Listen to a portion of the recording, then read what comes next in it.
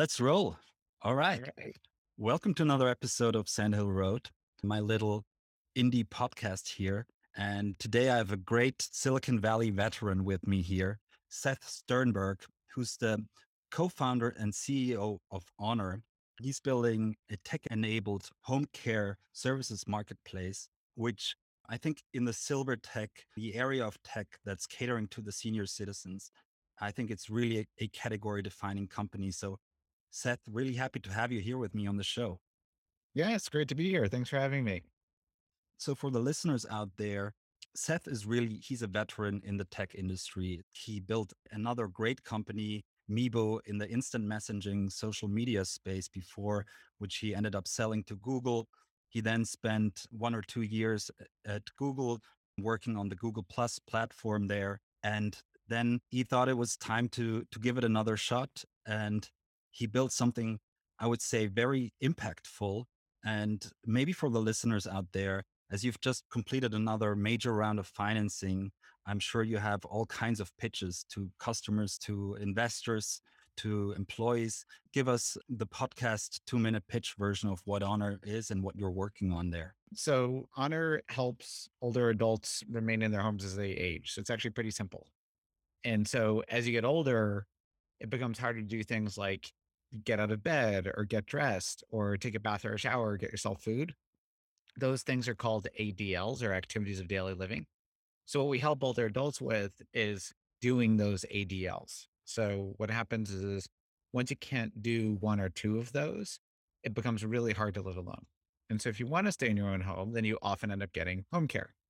And so, home care is where we call them care professional, or in the Bureau of Labor Statistics, it's called a personal care aide, goes into the home of the older adult and helps them with ADLs.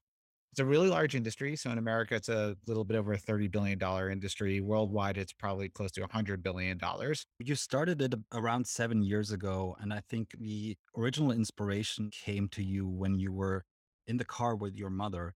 Talk a little bit about this initial spark and why you decided to work on this fiendishly difficult vertical, I would say. After we sold our last company in Google, we wanted to do something where we could look a human in the eye and know that we'd make their life fundamentally better. We wanted it to be millions of humans, not just one.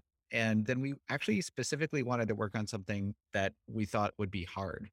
And the reason we wanted to do that is we felt like since we had built companies previously, we knew how to put teams together, we knew how to raise capital, so we could potentially work on something that would be harder than most people could kind of handle. And if we could do that, then we could potentially solve a really big world problem. So we spent about a year and a half looking for what that problem was. And I ran into a kind of a small issue with my mother, but it literally just got me thinking about, oh, what's 5 years from now when my mother might really need a lot more help. And I'd really never want to be the kid who says, hey, mom, I'm so sorry, but you have to leave your home because she loves her home.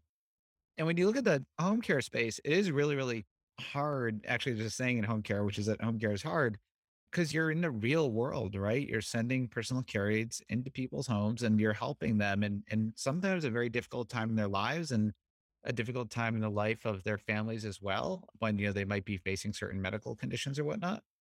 But it was really an important space to address. So societally, we're not that great at taking care of older adults. It's almost like they're the forgotten ones. But we're living in a world almost throughout the entire world, kind of irrespective of country, where the proportion of population that is over the age of 65 is exploding. And so we need to societally figure out, how do we better care for older adults? Now, what you find in home care is because it's hard and because people have this bias that technology doesn't really work well against the older adult population, you just don't have a lot of innovation, right? From tech land, you don't have a lot of innovation, period. And what you see is this really, really fragmented industry with really uneven service quality and really uneven kind of employment opportunities for the care professionals.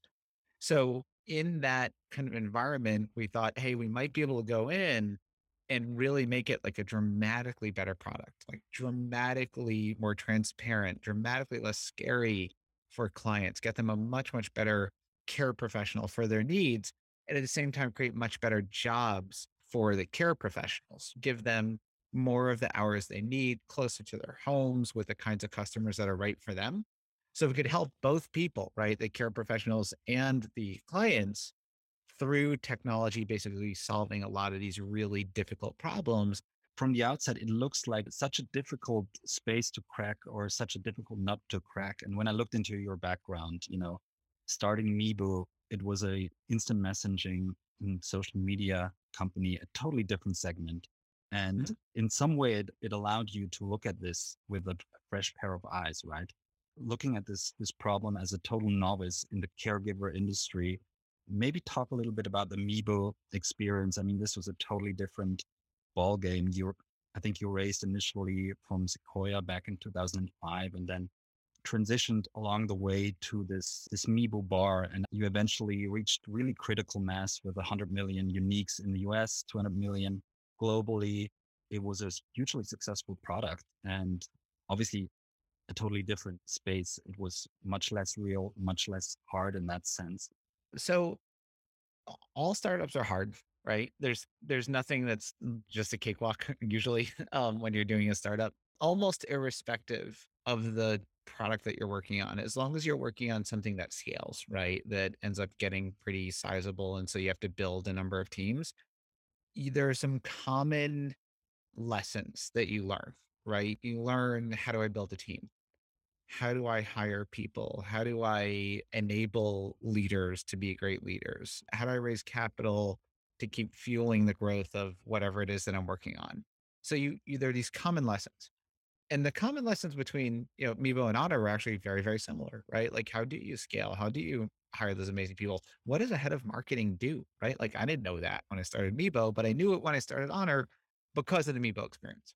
So, the if you have those lessons, I guess my philosophy is you should take them and apply them to a really hard problem. Like, and the reality is that Honor is harder, right? It's a harder startup because it has real world operations, and we actually use technology to affect human behavior. Like, we're trying to give the care pros much better jobs for them. And then that lets them deliver much better care, right? We're trying to give clients better care pros that match their specific needs, right? And if we do that well, the clients will be much happier. And so will the care pros, right? Because care pros perform better when they're in a situation that's more appropriate to their skills. So y- Honor's harder, but it's not like any other startup is easy, right? They're all very hard too. So you can take those lessons and kind of get a leg up on that harder problem to solve, and then maybe solve something that other people would find challenging. I think that's so fascinating in Silicon Valley. Elon Musk had to build a boring fintech company to get to space. A lot of people get sort of started with the easier, lower hanging fruit SaaS, and then they really apply some of these learnings to the harder verticals like you did. This is actually a pattern. So a number of my friends who are second time founders, because I'm kind of like older now for Silicon Valley. And so my friends that are more of my generation, where we started our first companies back when we were in our, earlier mid 20s, many of them are doing second companies, but almost all of them are much harder, right? They're in healthcare. A lot of them actually, interestingly, are in healthcare, where the issues are just more complicated. The team builds are more complex. The monetization is more complicated as well. The kind of room for error is smaller because you're dealing with people's lives. But we all kind of had this same, I guess, point of view, which was we were in a place where we could try to really help society in some kind of meaningful way by taking what we'd previously learned and applying it elsewhere. Yeah, and talking about getting the original band together there, you had really the luck that you could start out with a Class A team with Sandy Jen, who was also a co-founder at Meebo, and then Cameron Ring, who was a CTO. I think he also had a quite successful exit with Plaxo, which he sold to Comcast, and then Monica Lowe, who was a senior marketing director at Safeway. So talking about getting those people excited to work with you there, which is, I guess, really the first role of a founder to get everyone on the same boat and excited about the same mission, right? Yeah. So in general, one of your main jobs as a founder is to build teams, right? And what's hard is no matter kind of how competitive the environment is, like no matter how hot the environment, it is always really, really hard to attract amazing people. And the success or failure of your company almost always is about attracting those amazing people. what we found is because honor is so mission driven that we're almost always able to punch above our weight, right? We're always able to find people who are just so like really could be at any company, but choose to come to honor because it's such a kind of mission driven company where oftentimes they have a personal experience. They know how really difficult it is in caring for either grandparents or grandparents. And so they want to work on that problem. Fortunately, because of our history, we kind of had a ready to go team. We had like probably 12 people out the gate who just were like boom, there and going. And we'd all worked together before. And, you know, from the founders to the original engineers, it was just kind of rocket as fast as we could go. Let's talk about the really early days and sort of the MVP. And you started out as really a pretty classical B2C marketplace, I think, on a traditional 1099 contractor basis. And you pretty soon learned that this wouldn't work. And Mhm. you became now emblematic of this new category of marketplaces, which Andrew Chen from Andreessen refers to as the managed marketplaces. And I'm reading here from his piece.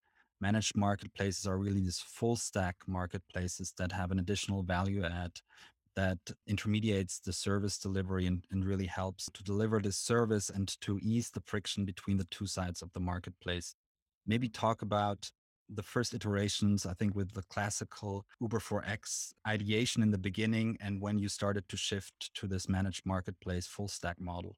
When you start a new company in a new space that you don't know, you have to just know that there's a whole bunch of stuff you don't know, right? Like you have to be very honest with yourself about where you have knowledge and where you don't. And so there are a few things you do. One is you hire really smart people who have more knowledge than you do. So before we ever launched, we hired someone from healthcare and then we also hired someone from labor, right? Who had experience working with care professionals. It then we actually first just launched an agency, right? So there are two ways to launch an agency. There are kind of what they call referral agencies, and then there are home care agencies, and there are two different kind of legal models for running a home care agency in the United States. And we chose to launch a referral agency first. We did it with very little technology. It's easier to switch from being a referral agency to a home care agency if that's the way you want to go. And so we actually had to just launch with the most flexibility, right? Because we just didn't know how what we'd find when we got into things. One of the things that we found very quickly is the personal care aides that we were hiring really needed training. Like we really needed to be able to treat them as an employee rather than as a contractor and train them on our way and have them use our app and have a schedule for them and all these things that kind of imply employment. And so we very quickly switched over to the W-2 model as opposed to the 1099 model, otherwise known as the kind of home care agency model as opposed to the referral agency model. But I think even more interesting is we we launched on like almost no technology too, right? We were running the whole thing by hand. We had some cute apps like customers could see which care pro was going to come to their home or whatnot, but there wasn't much technology making things better in the background, right? We were operating the same way any other agency operates, like by hand.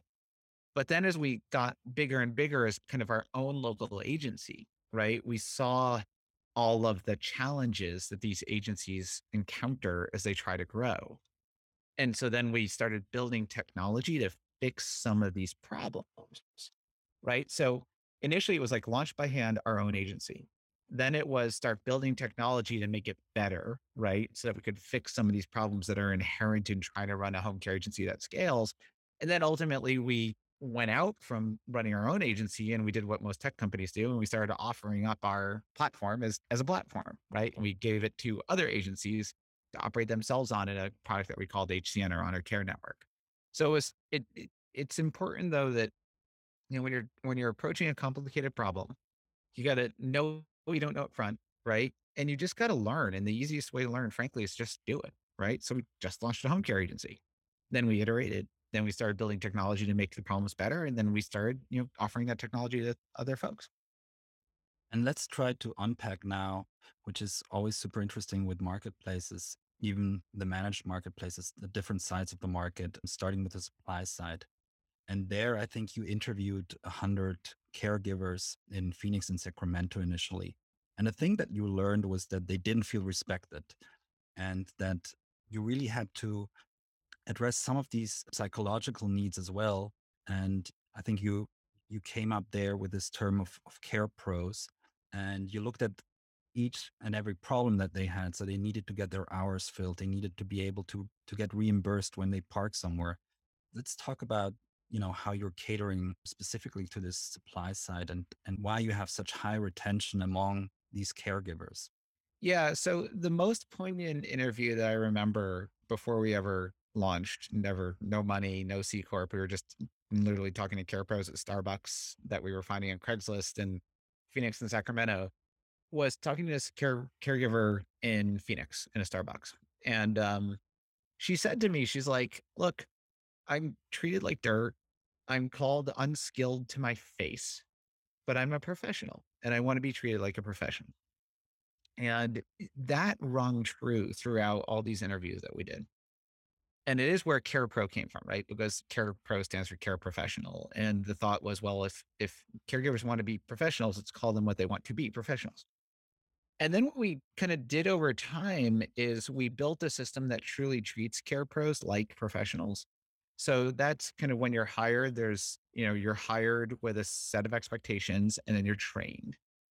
And then once you're trained, you're put into positions and environments that are appropriate to you, right? If you put me in an environment that I'm not appropriate for, I'll fail, right?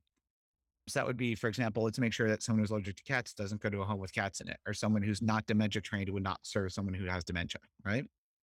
Then you have to give professionals tools, right? Like they need the right tools to do their job, be it, in the case of home care, that's like client profile. So it's not scary when they walk in the door and they know what they're going to encounter. Care plans to follow so that they're professionalized when they're in the home. Then you give them a set of ratings, right? You tell them, here's how you're doing, which, believe it or not, is extraordinarily uncommon in home care. And then you give them kind of rewards or consequences, right? And that's what it looks like for any professional. And that's kind of the system that we built for care pros.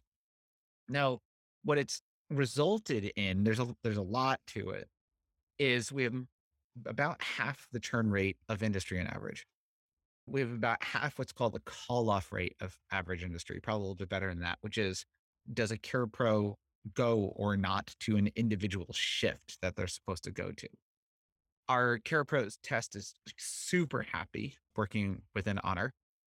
One of the things that's awesome is, even in this environment where it's been very, very hard for the industry to get enough care pros to fill on demand, we've largely been able to keep enough care pros and keep filling on the demand from our customers. And it's because we're creating like just such a better environment for care pros that we really are their first choice employer. Right. And that's super, super important. And when we actually went back and literally 5 years after we launched, we statistically analyzed what makes a happy person. And it turned out that the absolute number one thing was what they think of as respect. And respect is, did I get paid what I was told I would get paid? Did I get paid on time? Was I put into positions and situations that are appropriate to me? And then a big one is, do I get guilt tripped, right? Like, do I get that phone call that's, oh, would you please go fill this last minute shift? I know it's Christmas Eve, but I did that favor for you a week ago, right? So they really care about respect. And that's actually the number one correlate. And then the number two correlate with a happy care pro is, are they getting the hours that they need? So they're working on these hourly jobs. And if a customer all of a sudden passes away or moves into a facility, next week they might lose 50% of their hours. And that's really, really difficult. And so we work extremely hard to keep the schedules of our care pros steady, right? So that even if a customer of theirs does, move into a facility, for example, they'll still have work next week to keep their schedule whole and not take this kind of massive effective pay cut. So those are two things that are like the most important to care pros. And it was really awesome to see 5 years after we launched that we had gotten big enough that we had enough data that we could statistically see that what the care pros had told us in the Starbucks is 5 years earlier actually held true in reality. That's wonderful. That's really great. And then talking about the other side of the equation, the families and the senior citizens that you help take care of. I think the most important thing for listeners is this is really non-medical care that you provide, but it's a range of activities. It's from, helping them stay active, helping them with the companionship, doing games. It's all kinds of various tasks and activities that you typically do there. But talking a little bit about also the experience, what does the family get? What does the actual customer get? What's the experience like from their side? We just want them to get a better care pro, right? So none of our clients, none of our customers care about our technology. It's like a zero, right? What they care about is, did they really like the care professional who went into the home of their mom or dad or grandma or grandpa or neighbor or whoever it is that they're caring for? Were they appropriate to the needs of their, loved one? Did they do a really great job? Right. So, like, first and foremost, we want them to just perceive that they have a better, more reliable care pro, right? Whose skills match their needs. They get other stuff, which we think of as helping kind of take away the black box of home care. So, home care is scary because often you're getting care for your mom and your mom lives a few hours away. And maybe your mom has dementia. And so you can't even necessarily trust exactly what she tells you. So you don't know what's really happening, like what kind of care is she really getting. And so we have a whole bunch of stuff in our app that kind of tracks what's happening when the care pro is in the home. And that becomes visible to whoever the family caregiver is. And so what we're trying to do beyond just give people a better care pro and a better care experience is give them more transparency. And that goes from everything from what happened in the home to a wellness check that we do in the home to even something like, showing people their bill, right? Like right after a visit ends. So just something modern that we would all expect in like an Uber, right? Let's bring that to this industry too. Yeah, that's amazing. I think it's the core of the success that you had as well, that it really resonates on the customer side, that in the end it's a human going to another human's house and there's a lot of Right. trust involved. And moving on to the fundraising segment where I talk about how much you raised and how you raised it, I think is always quite interesting for other founders to learn how that worked. It's not your first time at the rodeo. I think you raised from Sequoia back in the days in 2005, 3.5 million on a 12 million post, which were different times. And now you've raised north of 600 million, just announced a 370 million debt and equity round. And it's a totally different environment these days. Let's start with the Series A, which I think in your case for Honor is quite an interesting story there. It started all with you getting breakfast with Mark Andreessen and him getting a veggie omelet. I read somewhere on Wikipedia. And then he got excited about the idea. He would start emailing you at 2 a.m. in the morning. And when it came time for you to raise your Series A, he was there and ready to go. Yeah. So we were not yet raising any money. As you saw, we were doing a whole bunch of stuff just like prior to raising money. And Mark was actually an angel investor in my previous company, in Meebo. And he invested in it when he was doing Ning, before he was doing Andreessen Horowitz. So I'd known Mark for a very long time. And I pinged him and I just said, "Hey, I'm working on a new thing, popped out of Google. Do you want to go grab breakfast?" And so we went and grabbed breakfast. I'm not sure it was a veggie omelet. He doesn't actually normally eat a veggie omelet, but he was having an omelet. He does like omelets. And kind of brought him through the idea. And he just was like, so into it just immediately. And really, because I think it was a world mission for him, right? It's like, this is the thing that could actually change the world for the better. That's a real societal need. So he started emailing me with a bunch of ideas quite frequently. And we ended up raising the round probably 2, 3 months later when we were actually kind of quasi ready to take money. So we did run a process, and that's kind of the right thing to do. And Mark won, which is great. So Mark is awesome. And in our Series A, Mark put in 15 million into it, and then we reserved 5 million for other people who we thought could be helpful over time from really diverse backgrounds, from Ben Jealous, who was one of the youngest presidents of the NAACP ever, to Bob Kerrey, the former governor and senator from Nebraska, to Jessica Alba, who was an actress in Los Angeles and also a business owner. She founder of of Honor, Honest Company. Yep. Sorry, her daughter's name is Honor, and her company is Honest. So we intentionally put kind of this crew of people together who we thought could really help along the way in our mission to help society. And that's how we put the A together. Mhm. Yeah, and I think also Jeremy Stoppelman I read and Max Levchin. So really some great, made some room for some great angels there as well. Some kind of classic Silicon Valley. Classic angels. Yeah.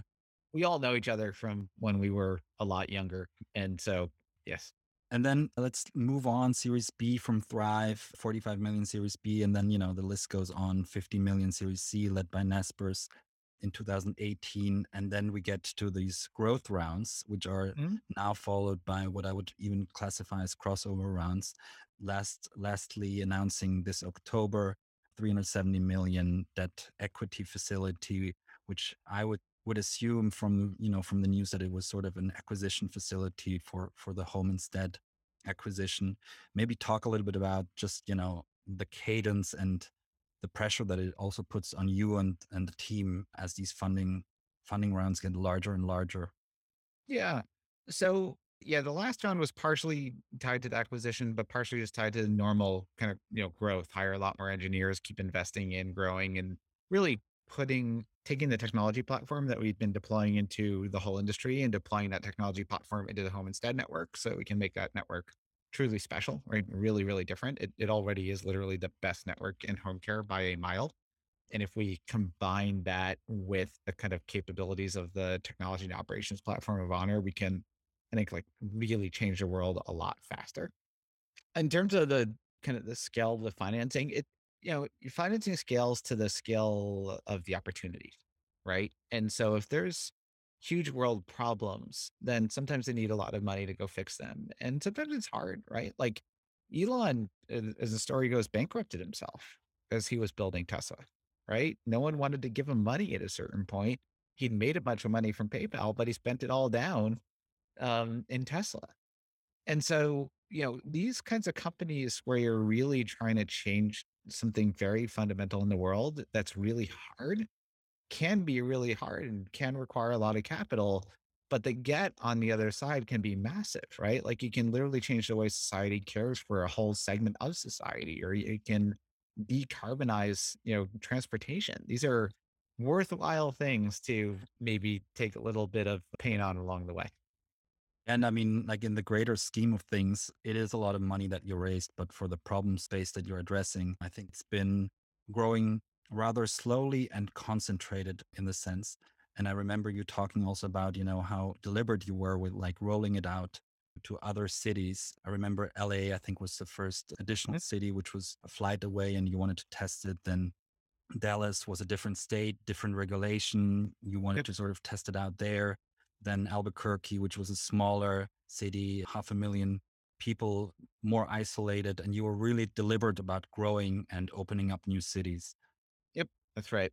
Yeah. And the theory there was, when you're doing something like Honor, where you're literally taking care of people, like you have people who you're trying to put in a better position in their lives. We call it care for care pros.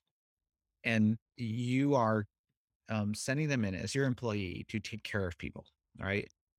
You have to be more careful. Like, you can't move fast and break things is not so great in this environment. And so the two things that we've always said really kind of make us go at the rate at which we kind of can go is quality and ethics, right? Like we can never break quality, we can never break ethics. And so we have chosen a path of growth that enables us to scale, and we want to get to as many people as possible as fast as we can, right?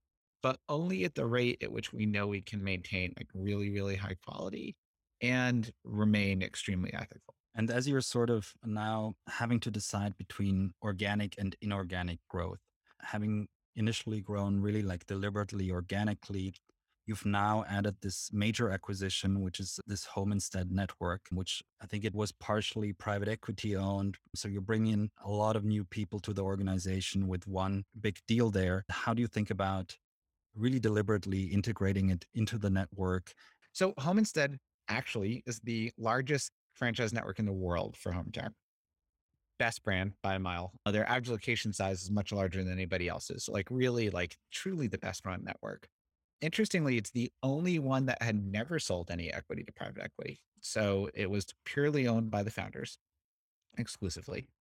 But it is a lot of people. Like their HQ, our HQ when we did the deal was probably 350 people, and their HQ was 250 people. So it's a lot of people. And then they've got their entire network that's a worldwide network that we've kind of brought into the family as well. What's amazing about this particular kind of coming together of Honor and Homestead is the companies like truly could not be more complementary. So what Homestead is and has is just like the absolute best brand in home care, the absolute largest network in home care, right? And like a really, really personal way in which they deliver the care. It's really relationship centered. What Honor has is just like incredible is this amazing technology capability and operations capability that when it marries up with a traditional home care agency, it expands that agency's capacity to care like dramatically. All of a sudden that agency can care for many, many more people because it can run so much better, get better jobs for those caregivers that it has, and then like truly like expansively improve the number of people locally that you can care for, which is a big deal when so many people are, getting older in our society. So in this particular transaction, we weren't looking at it saying, oh, where do we cut the costs? Right? Rather, we were saying, how do we 10x? Like, because we can 10x. We can take what each company has built and basically have one company with this like massive network or this incredible technology capability, this incredible operations capability, put them together. And you're not just going to like 10x scale in home care. You're going to 10x scale and just caring for older adults and in improving the way in which society approaches that problem. And so that's what was really so exciting here and what we're really working on very hard in the background. Yeah, I think it's a super interesting opportunity merging these old economy companies with your platform and your technology there. Now, moving on maybe to a slightly different topic, competition. And as I mentioned, you're competing with some large in home care providers. You're obviously having a lot of Me Too competitors who saw this opportunity, tried to adopt it in different geographies. How do you think of competition? Is it more the newcomers? Is it the incumbents? Is it just the family taking care of their family members? I think the dominant competition is literally that if you walk out the door right here, you look on, Yelp here and it's like, hey, I want home care for my mom. Where I'm sitting, there are probably 30 to 50 agencies that would say, hey, I can care for your mom too. So the real competition is actually like locally in each market. There's like another 30 agencies who all say they're amazing, right? And all say, hey, I'll get you an amazing caregiver. And so what we have to do is make it just extraordinarily clear to our clients that we offer just an absolute better level of quality and can provide you with help that just no one else can provide you with. Right. And that's the competition, right? It's just creating a dramatically better product, both in quality and in capability, so that there's no question in people's minds and like, is this the thing that I should use, right? Is this the brand, Honor, or Homestead to care for my mom or dad? When you start thinking, getting into, oh, there's this tech company, and, there are a number throughout Western Europe, there were a number inside the United States. We literally just don't think about them, right? It's a waste of time. When people try to copy a company from outside looking in, they almost always get it wrong. They don't understand why the company is doing what it's doing. We've had a number of, extremely well-funded kind of fast follow companies just fall apart, right? And cease to operate. And I think that they were, partially trying to follow what other people were doing without having like a clear sense of where they wanted to go themselves. So when you're doing something like this, if you're kind of pure on your product division, then you're also listening really closely to your customers. Like that's what you have to focus on, not, "Oh, I have this new competitor over here." Who cares? Like, the market's massive, right? Just create a product people really want and really love. You touched upon this being typically a hyper local market where people go on Yelp. I could imagine that the dynamic of getting customers is more a referral basis in your market, a very local, sort of growing it organically or working with maybe some trusted other providers in the system rather Mhm. than having, paid search engine optimization. How does it work? It's actually one of the things that makes it really, really hard to enter the market. So it turns out that paid acquisition in kind of like social or in search does not work that well. And really what works is local relationships with trusted sources, from discharge planners to social workers to even like wealth managers or conservators.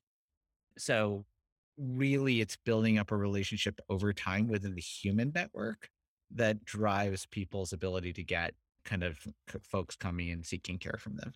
As a last point before we wrap it up here, your PR team was kind enough to give me a slide on the vision for Honor.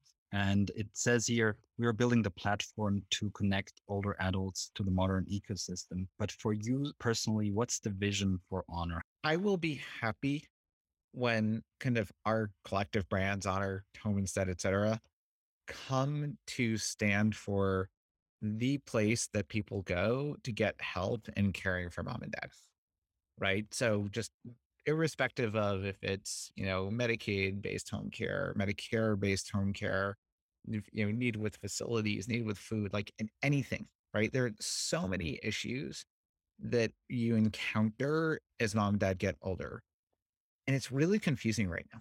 Right. And so what I really want to do is solve that problem. I want us to be the place that people can come that they know they can trust to get trusted advice and help them solve whatever it is that kind of is their challenge that they're facing right now with mom or dad. One interesting aspect, and we haven't touched upon this, but as a recovering lawyer, I always like to talk about regulation. As you mentioned, a potential additional vertical could be the Medicare vertical, where you actually do provide medical services. At the latest, at that stage, this will be so heavily regulated, so different between different states, even within the US alone.